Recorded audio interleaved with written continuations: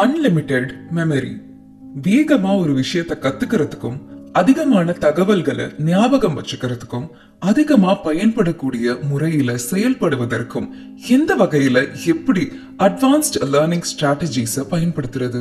Unlimited memory என்கிற இந்த புத்தகத்தை மையமா வச்சு உருவாக்கப்பட்ட உங்களுக்கு தேவையான எல்லா தகவல்களையும் நினைவுல வச்சுக்க உதவி செய்யக்கூடிய மெமரி டெக்னிக்ஸ பத்தி விளக்குது. ஒரு சிறப்பான நினைவாற்றல். இப்ப நம்ம பேச போற சம்பவத்தை நம்ம எல்லாரும் நம்ம வாழ்க்கையில எதிர்கொண்டு இருப்போம். நம்ம வேலை செஞ்ச இடத்துலயோ அப்படி இல்லாட்டி வேற ஏதாவது ஒரு நிகழ்ச்சியிலயோ 2 இல்லாட்டி 3 வாட்டிக்கு மேல ஒருத்தரை சந்திச்சு சில நிமிடங்கள் பேசியிருப்போம். ஆனா இந்த செயல்பாட்டுல ஒரு விஷயத்துல மட்டும் நம்மளோட நினைவாற்றல் நமக்கு பெரிய பிரச்சனையா இருக்கும். அது என்னன்னா, நம்மளால அந்த மனிதரோட பெயரை ஞாபகத்துல வச்சுக்க முடியாது. அதனால நீங்க திரும்பவும் அவங்க கிட்ட போய் நேரடியா அவங்களோட பேரை கேட்க வைக்கப்பட்டுக்கிட்டு அவங்க கிட்ட பேச்சு கொடுத்து மறைமுகமா அதை கண்டுபிடிக்க ஒரு புது வகையான முயற்சிகளை செய்யறத பத்தி யோசிச்சுக்கிட்டு இருப்பீங்க. அப்படி இல்லாட்டி நீங்க உடனே உங்களோட நண்பர்கிட்ட ஓடி போய் உங்களை அந்த பெண் அல்லது ஆண் கிட்ட அறிமுகப்படுத்த சொல்லி கேட்பீங்க. இப்படி செய்யறது மூலமா பதிலுக்கு அவங்களும் அவங்க பேரை சொல்லி அறிமுகப்படுத்திக்குவாங்கன்னு நீங்க நினைப்பீங்க. ஆனா ஏதோ ஒரு வகையில இந்த மாதிரியான ஞாபக மறதிகளுக்கு ஒரு முற்றுப்புள்ளி வச்சா ரொம்ப நல்லா இருக்கும் இல்லையா?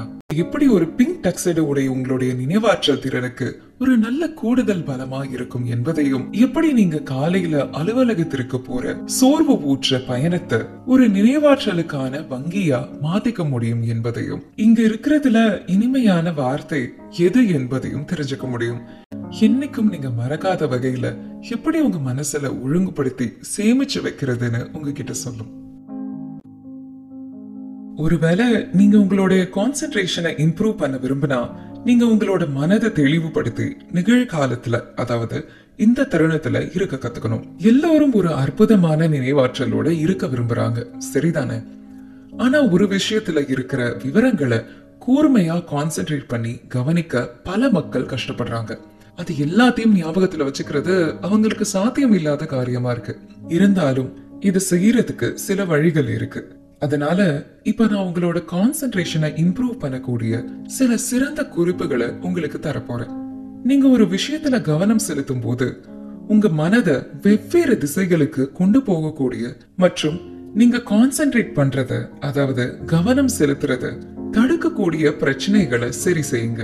நீங்க வேலை செய்யும் போது உங்களுடைய இமெயிலை செக் பண்றதும் உங்க தொலைபேசி மூலமா மெசேஜஸ் அனுப்புறதுக்கும் நேரம் செலவு செய்வீங்களா? அப்படி நீங்க செஞ்சீங்கன்னா நீங்களும் மத்த மனிதர்கள் மாதிரி தான் இருப்பீங்க.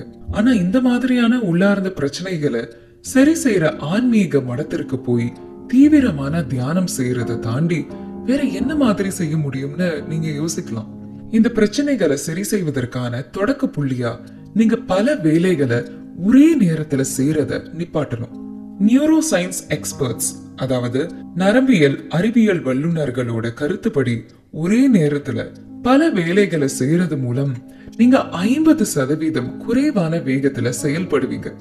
அது மட்டும் இல்லாம நீங்க செய்யற வேலையில தவறுகள் ஏற்பட 50% வாய்ப்புகள் இருக்கு. இதுக்கு ஒரு உதாரணம் சொல்லணும்னா, நீங்க போன் பேசிக்கிட்டே டிரைவிங் பண்ணா வழக்கமா நீங்க பிரேக்க அழுத்தும் வேகத்தை விட 0.5 வினாடிகள் மெதுவா பிரேக் அழுத்துவீங்க. ஒருவேளை நீங்க 1 மணி நேரத்திற்கு 112 கிலோமீட்டர்கள் வேகத்துல போறீங்க. அந்த சமயத்துல 15.5 மீட்டர்கள் தூரத்திற்கு முன்னாடி உங்க வாகனத்தை நிப்பாட்ட வேண்டிய தேவை ஏற்படுது. அப்போ நீங்க செயல்படுற வேகம் நீங்க குறிப்பிட்ட தூரத்திற்கு முன்னாடி காரை நிப்பாட்டுறதுல ரொம்ப முக்கியமான பங்கு வகிக்கும்.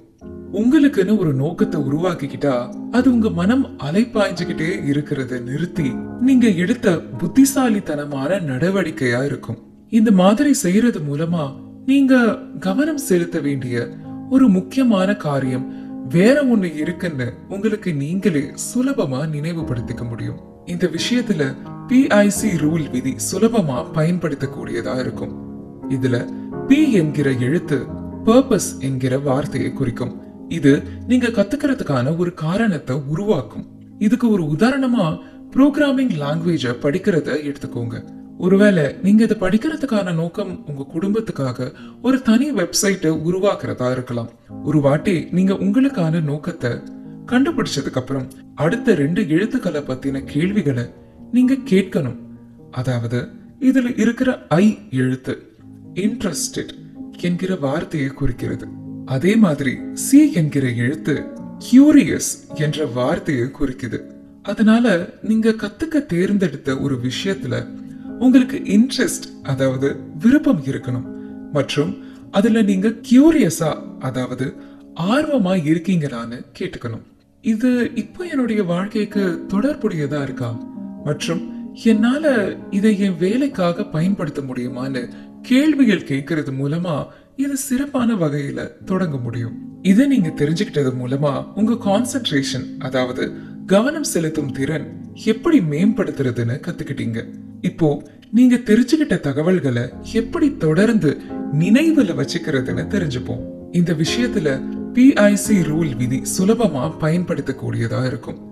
இதுல P என்கிற எழுத்து பர்பஸ் என்கிற வார்த்தையை குறிக்கும். இது நீங்க கத்துக்கிறதுக்கான ஒரு காரணத்தை உருவாக்கும். இதுக்கு ஒரு உதாரணமா புரோகிராமிங் லாங்குவேஜ படிக்கிறத எடுத்துக்கோங்க. ஒருவேளை நீங்க இதை படிக்கிறதுக்கான நோக்கம் உங்க குடும்பத்துக்காக ஒரு தனி வெப்சைட்டை உருவாக்குறதா இருக்கலாம். ஒரு வாட்டி நீங்க உங்களுக்கான நோக்கத்தை கண்டுபிடிச்சதுக்கு அப்புறம் PIC ரூல இருக்கும் அடுத்த 2 எழுத்துக்களை பத்தின கேள்விகளை நீங்க கேட்கணும். அதாவது இதுல இருக்கிற ஐ எழுத்து இன்ட்ரஸ்டட் என்கிற வார்த்தையை குறிக்கிறது. அதே மாதிரி சி என்கிற எழுத்து கியூரியஸ் என்ற வார்த்தையை குறிக்குது.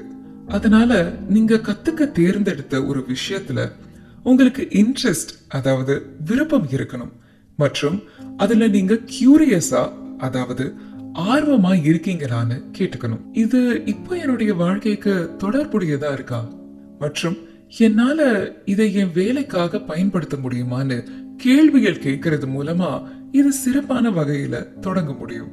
இதை நீங்க தெரிஞ்சுக்கிட்டது மூலமா உங்க கான்சென்ட்ரேஷன் அதாவது கவனம் செலுத்தும் திறன் எப்படி மேம்படுத்துறதுன்னு கத்துக்கிட்டீங்க.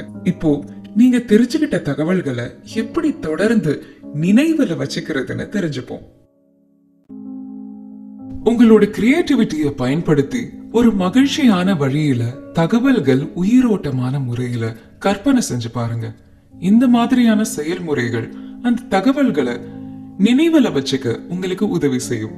ஒரு புத்தகத்துல இருக்கிற ஒரு பக்கத்தை முழுசா வாசிச்சதுக்கு அப்புறம் உடனடியா நீங்க என்ன வாசிச்சீங்களோ அது எல்லாத்தையும் மறந்து போயிருக்கீங்களா? அப்படி நடந்திருந்தா பரவாயில்ல. இனிமே அது நடக்காம இருக்க என்ன செய்யறதுன்னு பாப்போம். ஒரு தகவலை நினைவுல வச்சுக்க வாழ்க்கையோட அதை இணைச்சு பாருங்க. இத நீங்க கிரியேட்டிவிட்டி அதாவது படைப்பு திறனை பயன்படுத்தி ஒரு திரைப்படம் அப்படி இல்லாட்டி ஒரு புகைப்படம் மாதிரியான ஒரு நினைவை உருவாக்கிக்கிறது மூலம் செய்ய முடியும். வார்த்தைகளை கத்துக்கிற சமயத்துல அதை வச்சு நாம நிறைய விளையாட்டுகளை விளையாட முடியும். உங்களால பெரிய வார்த்தைகளை ஒரே மாதிரி ஒளி தரக்கூடிய சிறு சிறு வார்த்தைகளா உடைக்க முடியும். நீங்க வார்த்தைகளை தனித்தனியா உடைச்சு அதை வாசிக்கும் போது அதுல இருந்து வரும் ஓசை நகைப்புக்குரியதா இருக்கும் காரணத்தினால அதை நீங்க நினைவுல எப்போதும் வச்சுப்பீங்க. குறிப்பா நீங்க அந்நிய மொழி வார்த்தைகள் மற்றும் அந்நிய நாட்டு தலைநகரங்களோட பெயரை கத்துக்கும் சமயத்துல இது சிறப்பான வகையில பயன்படும். உதாரணத்துக்கு ஸ்பானிஷ் மொழியில கோழியை குறிக்கும் வார்த்தையான போலோ என்கிற வார்த்தையை நீங்க கத்துக்கிட்டு இருக்கீங்கன்னு வச்சுக்குவோம். இந்த வார்த்தைய உலகம் முழுக்க குதிரை மேல ஏறி உட்கார்ந்து விளையாடுற ஒரு விளையாட்டை குறிக்க பயன்படுத்துகிறது. அதனால நீங்க அந்த விளையாட்டை விளையாடும் போது குதிரைக்கு பதிலா ஒரு பெரிய கோழி மேல உட்கார்ந்துகிட்டு விளையாடுற மாதிரி கற்பனை செஞ்சு பாருங்க. அதுக்கப்புறம் எப்போதும் இந்த வார்த்தைக்கான அர்த்தத்தை மறக்க மாட்டீங்க. ஒருவேளை நீங்க ஆஸ்திரேலியா நாட்டோட தலைநகரம் கேன்பெரான்னு நீங்க படிக்கிறீங்கன்னு வச்சுக்குவோம். ஒருவேளை நீங்க அதை நினைவுல வச்சுக்க முயற்சி செஞ்சா அந்த ஊரோட பெயரை 2ஆ பிரிச்சு அதுல இருக்கிற கேன் என்கிற வார்த்தை கங்காரு விலங்க குறிப்பதாகவும் பெர்ரா என்கிற வார்த்தை பெரிஸ் பழத்தை குறிப்பதாகவும் வச்சுக்கோங்க. அதுக்கப்புறம் கேன்பெரா என்கிற தலைநகரோட வார்த்தையை கேட்கும் சமயத்துல ஒரு கங்காரு பெரி பழங்களை சாப்பிடுவது மாதிரி கற்பனை செஞ்சு பாருங்க. இப்படி கற்பனை செய்யறது மூலமா இது உங்க நினைவுல ஆழமா பதியும். இந்த மாதிரி சிந்திப்பதற்கு சில பயிற்சிகள் தேவைப்படும். ஆனா இந்த நினைவுபடுத்தல் செயல்முறை ரொம்பவே சுலபமானது. நீங்க கற்பனை செய்யும் காட்சிகள் அதிக சுவாரஸ்யமானதா இருக்கணும். உங்க நினைவுல எப்பொழுதும் தங்குவதற்கும் உதவக்கூடிய SEE எனப்படும் முறைய நாம பார்ப்போம். இந்த SEE முறையில இருக்கிற முதல் எழுத்து எஸ் சென்சஸ் எனப்படும் ஆங்கில வார்த்தையை குறிக்குது. இதோட தமிழ் அர்த்தம் உணர்ச்சிகள் ஆகும். அதாவது தகவல்கள் நம்ம மூளைக்கு உள்ள உணர்ச்சிகள் மூலமா தான் போகுது. இதுக்கு ஒரு எடுத்துக்காட்டு சொல்லணும்னா, நீங்க குதிரை என்கிற வார்த்தைய நினைவு வச்சுக்க அதோட தோல், வாசனை, அதை தொடும் போது ஏற்படக்கூடிய உணர்வு மாதிரியான எல்லாத்தையும் கற்பனை செஞ்சு பார்க்கணும். அந்த வழியில பல உணர்வுகளை பயன்படுத்தி நீங்க ஒரு கற்பனை காட்சியை உருவாக்குறீங்கன்னா அது மூலமா உங்களால இந்த வார்த்தையை சுலபமா நினைவுல வச்சுக்க முடியும். அதுக்கப்புறம் SEE முறையில இருக்கிற இரண்டாவது எழுத்து E, அதாவது எக்ஸாஜரேஷன் என்கிற வார்த்தையை குறிக்கும். இதற்கான தமிழ் அர்த்தம் மிகைப்படுத்தல் ஆகும். அதாவது ஒரு சாதாரண குதிரையை கற்பனையில யோசிச்சு பார்க்கிறது விடவும் ஒரு டக்ஸடோ கோட் சூட் போட்டுக்கிட்டு பிங்க் கலர்ல இருக்கிற ஒரு மிகப்பெரிய குதிரைய கற்பனை செஞ்சா அதை நினைவுல வச்சுக்கிறது ரொம்ப சுலபமா இருக்கும். இதுல இருக்கிற லாஜிக் பிரச்சனைய நினைச்சு நீங்க கவலைப்படாதீங்க. ஏன்னா இந்த செயல்பாட்டுல நகைப்புக்குரிய வகையில நம்ப முடியாத விஷயங்களை கற்பனை செஞ்சு பார்க்கிறது ரொம்பவே முக்கியம். அதுக்கப்புறம் SEE முறையில கடைசியா இருக்கிற எழுத்து E, அதாவது எனர்ஜிசைஸ் என்கிற ஆங்கில வார்த்தையை குறிக்குது. இதோட தமிழ் அர்த்தம் ஆற்றல் ஊட்டுதல். அதாவது நீங்க ஒரு குதிரை நேரா நின்னுக்கிட்டு இருக்கிற மாதிரி கற்பனை செஞ்சு பார்க்கிறத விடவும் அது சூரியன் அஸ்தமனம் ஆகிற சமயத்துல வேகமா ஓடுற மாதிரி கற்பனை செஞ்சு பார்த்தா அது ரொம்ப சுவாரஸ்யமா இருக்கும். உங்களோட கற்பனையில கொஞ்சம் அதிகமான செயல்பாடுகள் சேர்க்கிறது மூலமா உங்களுடைய நினைவுகள் வலிமை பெறும். தகவல்களை நினைவுல வச்சுக்க உயிரோட்டமான முறையில கற்பனை செஞ்சு பார்க்கிறது ரொம்பவே முக்கியமான விஷயம். ஏற்கனவே உங்களோட நீண்ட கால ஞாபகத்துல இருக்கிற தகவல்களோட இப்போ நீங்க தெரிஞ்சுக்கிற தகவல்களையும் வகைப்படுத்தி வச்சுக்கோங்க. நினைவுல வச்சுக்க கூடிய காட்சிய, படங்களை எப்படி உருவாக்குவதுன்னு போன எபிசோட்ல நம்ம கத்துக்கிட்டோம். அதனால இப்ப நாம எப்படி அந்த தகவல்களை ஒழுங்குபடுத்தி நம்ம மனசுல வச்சுக்கணும்னு தெரிஞ்சுக்கிறது ரொம்ப முக்கியம். இதை செய்வதற்கான சிறந்த வழியா லோக்கி முறை இருக்கு. இந்த முறைய சிலர் ரூட் முறையினும் சொல்லுவாங்க. இந்த முறையில புதுசா கத்துக்கிற தகவலை ஏற்கனவே நமக்கு தெரிஞ்ச தகவலோட இணைப்பாங்க. குறிப்பிட்ட பாதைகள் மற்றும் இடங்களை ஞாபகத்துல வச்சுக்கிறதுல மனிதர்கள் மிகப்பெரிய வல்லுநர்களா இருக்காங்க. அதனால பொதுவாவே நம்மளோட நினைவாற்றல் அமையும் இந்த லோக்கி முறை நீண்ட காலமா பயன்படுத்திக்கிட்டு இருக்கக்கூடியதா தான் இருக்கும். உங்களுக்கு ஏற்கனவே நினைவுல தெளிவாக இருக்கிற பாதைகளோட குறிப்பிட்ட விஷயங்களை தொடர்பு படுத்தி வச்சுக்கிறது மூலமா இந்த முறை வேலை செய்யும். இந்த லோக்கி முறை உங்களுக்காக எப்படி வேலை செய்ய வைக்கிறதுன்னு பாப்போம். நீங்க வழங்க போற சொற்பொழிவுக்கான தகவல்கள் நீங்க நினைவுல வச்சுக்க முயற்சி செஞ்சுக்கிட்டே இருக்கிறீங்க அப்படின்னு கற்பனை செஞ்சுக்குவோம். இப்படி செய்யும் போது நீங்க உங்க வீட்டை சுத்தி ஒரு குறிப்பிட்ட வழியில நடக்கிற மாதிரி கற்பனை செஞ்சுக்கணும். இப்படி செய்யும் போது நீங்க ஒவ்வொரு இடத்துக்கும் போறப்ப ஒவ்வொரு கருத்தை உருவாக்கி அதை தொடர்ச்சியா வரிசைப்படுத்தி வச்சுக்கணும். நீங்க கற்பனையில ஒவ்வொரு ரூம்குள்ள போகும்போது அந்த ரூம்குள்ள இருக்கிற 3 பகுதிகளை எடுத்துக்கிட்டு அது கூட நீங்க கருத்துக்களை இணைச்சு குறிப்பிட்ட வரிசையில வச்சுக்கணும். இப்போது நீங்க உங்க வீட்டோட சமையல் அறையில இருக்கீங்கன்னு வச்சுக்குவோம். அப்ப நீங்க உங்களுக்கு ரொம்ப பிடிச்ச நீங்க காலை உணவு சாப்பிடும் பிங்க் பவுல தேர்ந்தெடுத்துக்கலாம். அதுக்கப்புறம் நீங்க SEE முறைய விளக்கும் போது பார்த்த அந்த டக்ஸிடோ கோட் சூட் போட்டுக்கிட்டு இருக்கிற பிங்க் கலர் குதிரைய அதோட தொடர்பு படுத்தி பாருங்க. அது மூலமா உங்க சொற்பொழிவோட முதல் பேராகிராஃப்ல வரும் குதிரை என்கிற வார்த்தைய நினைவுபடுத்திக்கோங்க. இதை இன்னும் நல்லா ஞாபகம் வச்சுக்க அந்த பிங்க் பவுல் குதிரையோட தலையில இருக்கிற மாதிரி கற்பனை செஞ்சுக்கலாம். இதுக்கு அடுத்ததா வரக்கூடிய பேராகிராஃப்ல வெயில் கால முகாம் என்கிற வார்த்தை இருக்கிறதா வச்சுக்கோங்க. இத நீங்க அந்த சமையல் அறையில இருக்கும் ஃப்ரிட்ஜ் மேல ஒட்டப்பட்டு இருக்கிற நீங்க சுற்றுலா போன சமயத்துல எடுக்கப்பட்ட உங்க குடும்ப புகைப்படத்தோட தொடர்பு படுத்தி பார்க்கலாம். இது சிறப்பா வேலை செய்யக்கூடியதா இருக்கும். ஏன்னா உங்களுக்கு நல்லா தெரிஞ்ச ஒரு இடத்தோட இது சிறப்பா பொருந்தும். நீங்க உங்களோட வாகனம், உடல் அல்லது உங்களுக்கு ரொம்ப பிடிச்ச மியூசியம் இது மாதிரியான எந்த ஒரு இடத்தை சுத்தி இருக்கிற பாதையை எடுத்துக்கிட்டு நீங்க நினைவுல வச்சுக்க வேண்டிய தகவல்களை பட்டியல் போட்டுக்க முடியும். ஒருவேளை இதுக்குன்னு நீங்க ஒரு குறிப்பிட்ட அமைப்பு முறை உருவாக்க விரும்பினா நீங்க ஒவ்வொரு அறையையும் தொடர்பு படுத்தி அதுல இருக்கிற 5 பொருட்களை அதுல இருக்கிற விஷயங்களோட இணைச்சு நினைவுல வச்சுக்கோங்க. அதுக்கப்புறம் அது வரிசைப்படுத்தப்பட்டு இருக்கிற முறைய நீங்க மறக்கவே மாட்டீங்க. இப்பவும் இது செயல்படும்னு உங்களுக்கு தோணலையா? அப்படின்னா நான் உங்களுக்கு ஒரு தகவல் சொல்றேன். அது என்னன்னா, இந்த புத்தகத்தோடைய ஆசிரியர் இந்த முறையை பயன்படுத்தி கணிதத்துல வரும் பை என்கிற எண்ணோட முதல் 10,000 டிஜிட்ஸ நினைவு வச்சுக்கிட்டாரு. எண்களையும் தேதிகளையும் நீங்களும் ஞாபகம் வச்சுக்க ஒலிகளை பயன்படுத்துங்க. ஒரு மனிதன் எந்தவித யோசனையும் இல்லாம ரொம்ப குழப்பமான மேத்தமேட்டிக்கல் ஃபேக்ட்ஸ் மற்றும் வரலாற்று சிறப்புமிக்க தேதிகளை தொடர்ந்து சொன்னா நம்ம எல்லாரும் அவனை ஆச்சரியமா பார்ப்போம். அதே மாதிரி நீங்களும் செயல்பட விரும்புறீங்களா? அப்படின்னா வெறும் 3 படிகளை பயன்படுத்தி எண்களை நினைவுல வச்சுக்க எளிமையான வழி இருக்கு. இந்த கருத்துப்படி நீங்க எண்களை நினைவுல வச்சுக்க அந்த எண்களை படங்களா மாத்திக்கணும். முதல்ல நீங்க எண்களை எழுத்துக்களா மாத்தக்கூடிய அமைப்பு பத்தி கத்துக்கணும். அப்படி இல்லாட்டி அந்த எண்களோட ஒலிய எப்படி மாத்த முடியும்னு தெரிஞ்சுக்கணும். இதுக்கு உதாரணமா 0 எடுத்துக்கோங்க. இந்த எண்ணை S, Z மற்றும் C மாதிரியான ஆங்கில எழுத்துக்களோட தொடர்பு படுத்தி வச்சுக்கலாம். இஸ் அப்படின்ற ஒலிய உருவாக்கக்கூடிய ஒரு சக்கரத்தை பத்தி யோசிச்சு பாருங்க. சொல்ல போனா 0 கூட சக்கரம் மாதிரி தான் இருக்கும் இல்லையா? இந்த மாதிரி 0ல இருந்து 9 வரைக்கும் எல்லா எண்களுக்கும் ஆங்கில எழுத்துக்களை தொடர்பு படுத்தி வச்சுக்கலாம். உதாரணத்துக்கு எண் 6 அதாவது நம்பர் 6க்கு J, Sh, Ich அல்லது மெல்லிய உச்சரிப்பு உடைய க எழுத்தோட ஒலிகளை பயன்படுத்திக்கலாம். இங்க ஒரு நபரோட வடிவத்துக்கு எந்த மாதிரி எழுத்துக்களோட ஒலிய தொடர்பு படுத்தி வச்சுக்க ரொம்ப சுலபமா இருக்கும். இதுக்கு ஒரு எடுத்துக்காட்டு சொல்லணும்னா, நீங்க 2 திருப்பி போட்டீங்கன்னா அது ஆங்கில எழுத்துக்கள் N மாதிரியும் M மாதிரியும் இருக்கும். அதே மாதிரி 9 திருப்பி போட்டா அது ஆங்கில எழுத்துக்கள் P அல்லது B மாதிரி இருக்கும். ஒரு எண்ணையும் அது இல்லாட்டி ஒரு தேதியையும் நினைவுல வச்சுக்க செய்ய வேண்டிய அடுத்த செயல்முறைய நீங்க அந்த எண் அல்லது தேதி குறிக்கும் வகையில எழுத்துக்களா உருவாக்கி ஒரு வார்த்தையை எழுதி வச்சுக்கணும்.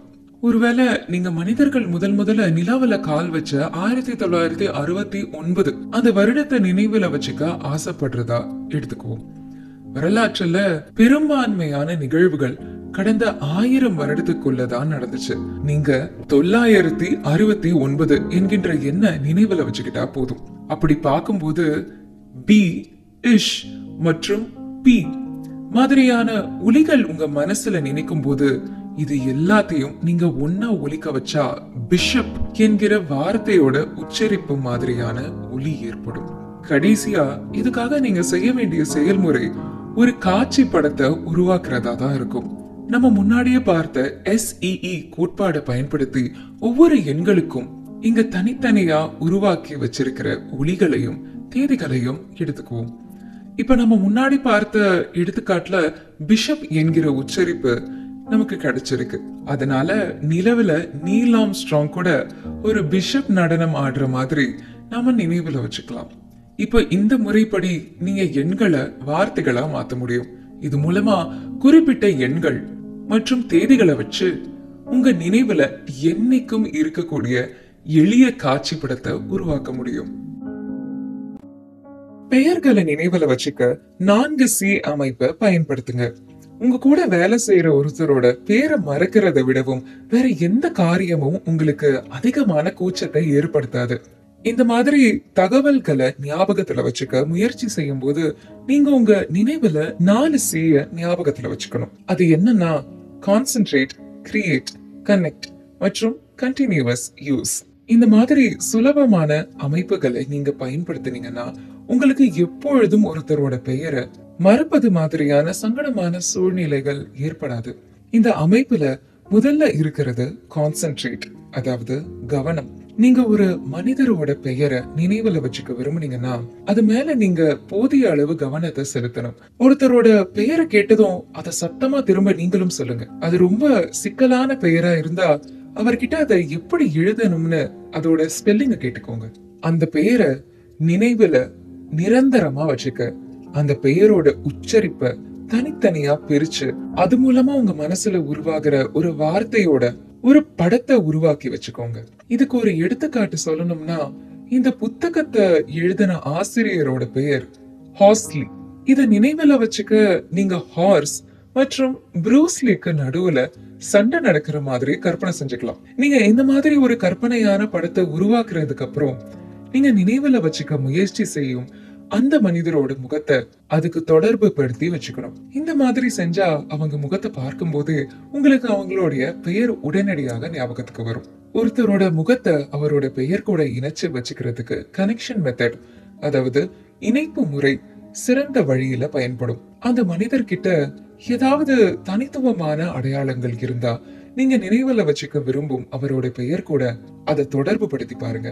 ஒருவேளை உங்க கூட வேலை பார்க்கிற நபரோட பேரு ஜானிஸ், அது மட்டும் இல்லாம அவங்களுக்கு நீல நிற கண்கள் இருக்கு.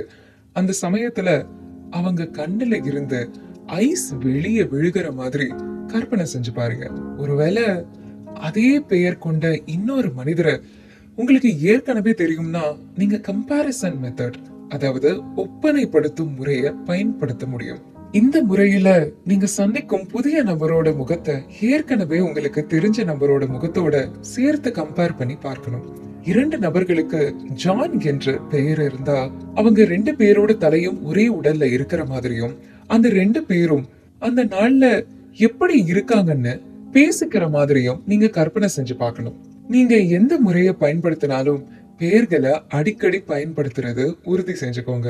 அது மூலமா உங்களுக்கு தொடர்ந்து அது நினைவுல இருக்கும். நீங்க உங்களுடைய டைரி, அப்படி இல்லாட்டி உங்களுக்கு ரொம்ப பிடிச்ச சோசியல் மீடியா சேனல் மாதிரியான இடத்துல நீங்க நினைவுல வச்சுக்க விரும்பும் மக்களோட பெயர்களை பட்டியல் போட்டு வச்சுக்கலாம். இப்போ உங்களுக்கு தேவையான தகவல்கள் எல்லாத்தையும் நினைவுல வச்சுக்க தெரியும். நம்மளுடைய கடைசி எபிசோட்ல இது எல்லாமே உங்க நினைவுல தொடர்ந்து இருக்கிறத எப்படி உறுதிப்படுத்திக்கிறதுன்னு பார்க்கலாம்.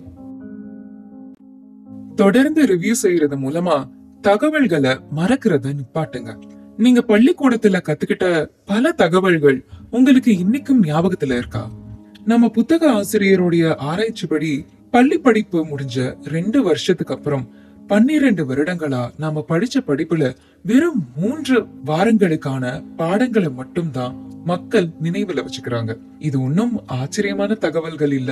நினைவாற்றலுக்கான பயிற்சி எதுவும் செய்யாம இருந்தா நீங்க கத்துக்கிட்ட எல்லாத்தையும் கண்டிப்பா மறப்பீங்க. இதை எளிமையா சொல்லணும்னா, நீங்க கத்துக்கிட்ட விஷயங்களை உங்க மனசுல எப்பொழுதும் இருக்கிறதுக்கு ஏத்த வகையான ரிவ்யூவை நீங்க செய்யலன்னா மூளை பயிற்சி எடுக்கிறதுல எந்த வகையான அர்த்தமும் இல்லை. ஆனா இதை எப்படி சிறப்பான முறையில செய்யறதுன்னு நம்ம பார்க்கணும். நீங்க ஒவ்வொரு வாட்டையும் உங்க நினைவுகளை ஞாபகப்படுத்தி நீங்க உள்வாங்கிக்கிட்ட தகவல்கள் எல்லாம் முன்னாடி இருந்ததை விட அதிகமான அளவு உங்க மனசுல தாக்கம் ஏற்படுத்த செய்யணும்.